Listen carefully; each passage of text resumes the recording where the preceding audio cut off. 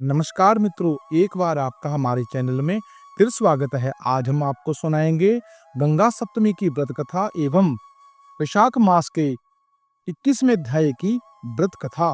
श्रद्धा भक्ति भाव से श्रवण करें। बोलो लक्ष्मी नारायण भगवान की जय। धार्मिक मान्यताओं के अनुसार गंगा नदी में केवल स्नान करने से लोगों के सारे पाप कट जाते हैं, साथ ही आरोग्यता का वरदान प्राप्त होता है। माँ गंगा नदी में स्नान करने से शुभ दिनों में गंगा सप्तमी का दिन भी शामिल है। कहा जाता है कि इस शुभ दिन में गंगा नदी में स्नान करने से सभी पाप हमेशा के लिए मिट जाते हैं। इस साल 3 मई को गंगा सप्तमी है।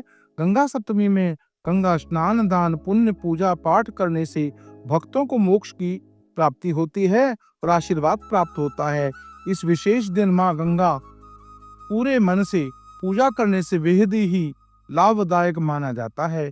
इसके साथ एक दिन कथा का श्रवण करना माँ गंगा के भक्तों के लिए बेहद फायदेमंद साबित होता है। या गंगा माँ की कथा श्रवण करने के लिए श्रद्धा भक्ति भाव से बोलो गंगा मैया की जय।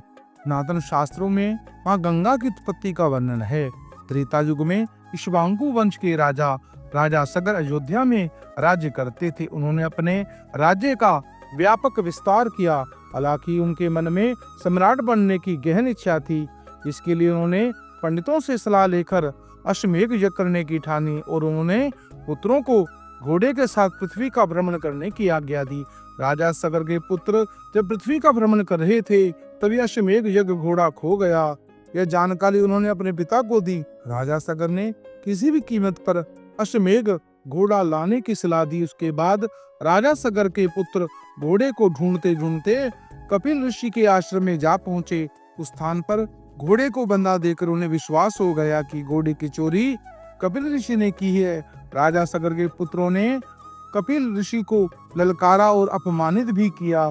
उस समय कपिल ऋषि क्रोधित हो उठे और तत्क्षण राजा सगर के पुत्रों को भस्म कर दिया।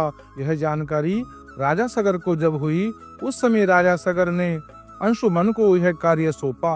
अंशुमन अश्वमेध घोड़ा लाने में सफल हुआ, साथ ही पितरों को मोक्ष दिलाने के लिए हेतु उपाय भी जाना।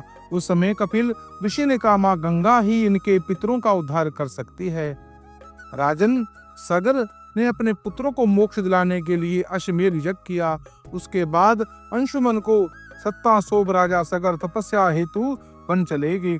कालांतर में अंशुमन समेत उनके पूर्वजों ने पितरों के उद्धार हेतु माँ गंगा की कठिन तपस्या की, जिसमें किसी को भी सफलता नहीं मिली। कालांतर में राजा दिलीप के पुत्र भगीरथ ने राज्य त्याग कर हिमालय पर माँ गंगा की तपस्या की। भगीरथ को इस कार्य में सफलता मिली।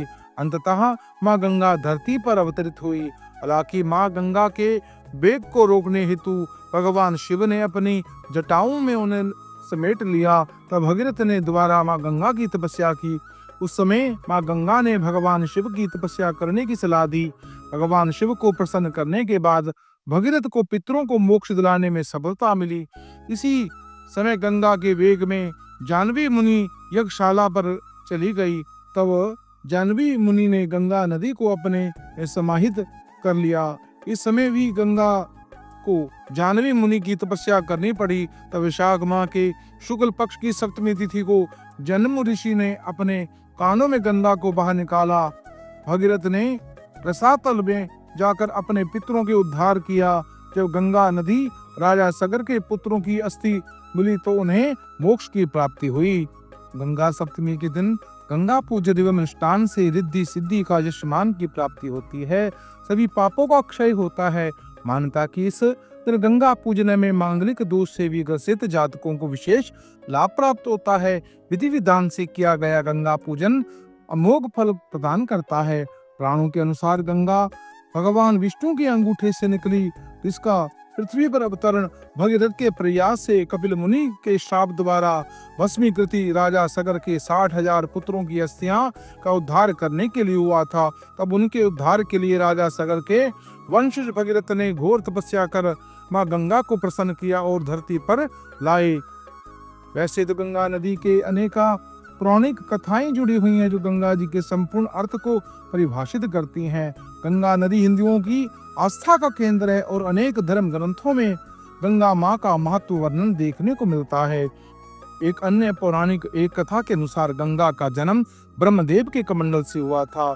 एक अन्य मान्यता के वामन रूप में राक्षस बलि से सगर को मुक्त कराने के लिए जब ब्रह्मदेव ने भगवान विष्णु के चरण धोए और उस जल को अपने कमंडल में भर लिया। एक अन्य कथा के अनुसार जब भगवान शिव ने नारद मुनि, ब्रह्मदेव तथा भगवान विष्णु के समक्ष गाना गाया तो इस संगीत के प्रभाव से भगवान विष्णु का पसीना बहकर निकलने लगा, जिससे ब्रह्मा जी ने उसे अपने कमंडल में भर लिया और इसी कमंडल के जल से गंगा का जन्म हुआ। मित्रों, इस पतित पावनी गंगा माँ की कथा का जो श्रवण करता है उनके समस्त पाप शाप दूर हो जाते हैं, पितरों का उद्धार होता है और भगवान लक्ष्मी नारायण की उन पर सदैव कृपा बनी रहती है। आपको सुनाने जा रहे हैं विशाख मास के 21वां अध्याय। श्रद्धा भक्ति भाव से श्रवण करें। बोलो लक्ष्मी नारायण भगवान की जय। शुद्ध कीर्ति बोले, हे मुनीश्वर, मैंने विशाख मास के फलदायक सब धर्म सुने, परंतु सुनते सुनते अभी मेरी तृप्ति नहीं होती। अतएव भुक्ति मुक्ति दाता भगवान विष्णु को प्रसन्न करने वाले दिव्य धर्मों का वर्णन कीजिए। राजा के इन वचनों को सुनते प्रसन्न हो शुद्ध देव बोले, हे राजन, मैं पाप को नष्ट करने वाले एक कथा सुनाता हूँ। फिर कहता हुआ, एक चित्त लगाकर सुनो। यह विशाख मास के धर्म संबंधित मुनियों द्वारा प्रसिद्ध है।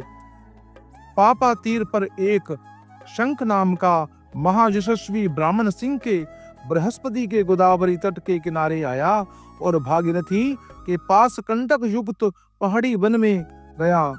यहाँ न कोई मनुष्य था, न जल ही था। ऐसे विशाख के तब कठिन मध्याह्न के समय में एक ब्राह्मण वृक्ष की छाया में बैठ गया। उसी समय एक दुराचारी व्याघ्र धनुष लेकर आया। उसने सूर्य के समान चमकते हुए कुंडल पहने हुए ब्राह्मण को देखकर बांध लिया और उनके कुंडल, जूता, छत्र और रुद्राक्ष की माला, कमंडल सब छीन लिया और फिर छोड़ दिया। तब वह ब्राह्मण उस दुष्ट से छूटकर नंगे पांव धूप में जलती हुई रेती पर चलने लगे।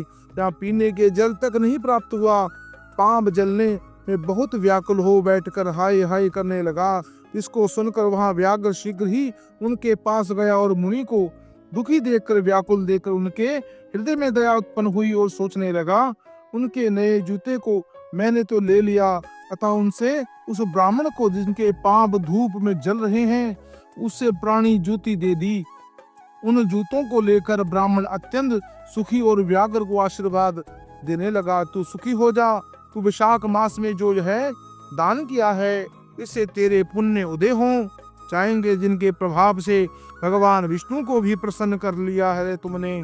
ऐसे वाक्य सुनकर व्याघ्र अत्यंत विस्मित हो ब्राह्मण से बोला, हे महाराज, मैंने आपको वस्तु देकर प्राणी दी है, भला इसमें मेरा क्या पुण्य है? ब्राह्मण, विशाख धर्म क्या है और हरि कौन है, यह आप मुझसे कहिए।